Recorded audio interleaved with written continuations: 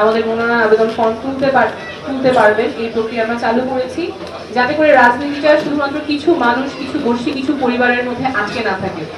মানুষের মধ্যে যে ধারণা আছে রাজনীতি শুধু খারাপ মানুষ করে, ভালো মানুষের জায়গা রাজনীতিতে নাই, যারা এলাকার গডফাদার, সন্ত্রাসী, চাঁদাবাজ ওনারাই এমপি হয়, ওনারাই নেতা হয়, যারা সৎ মানুষ, যারা যোগ্য মানুষ ওনারা কখনো রাজনীতিতে জায়গা করতে পারেন না, ওনারা কখনো এমপি হতে পারেন না, এই ধারণাটা আমরা ভাঙবো।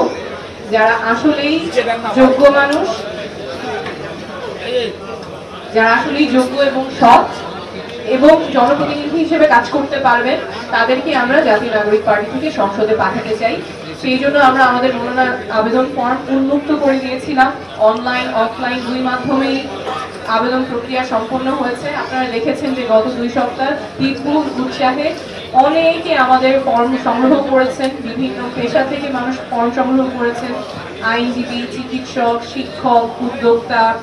আমরা দেখেছি আমাদের অফিসে আপনারা সামাজিক বন্ধুরা আপনারাই কভার করেছেন যে অনেক উৎসাহ উদ্দীপনার মাঝে মানুষজন আমাদের মনোনয়ন আবেদন ফর্ম সংগ্রহ করেছেন। এমন মানুষ এসেছেন যারা হয়তো আগে কখনো চিন্তা করেননি রাজনীতিতে তাদের জায়গা হবে, রাজনীতি প্রক্রিয়ায় তারা সংযুক্ত হতে পারবে, এমন অনেকে আমাদের এই প্রক্রিয়ায় সংযুক্ত হয়েছে। দেশব্যাপী একটা বিপুল উৎসাহ উদ্দীপনা তৈরি হয়েছে।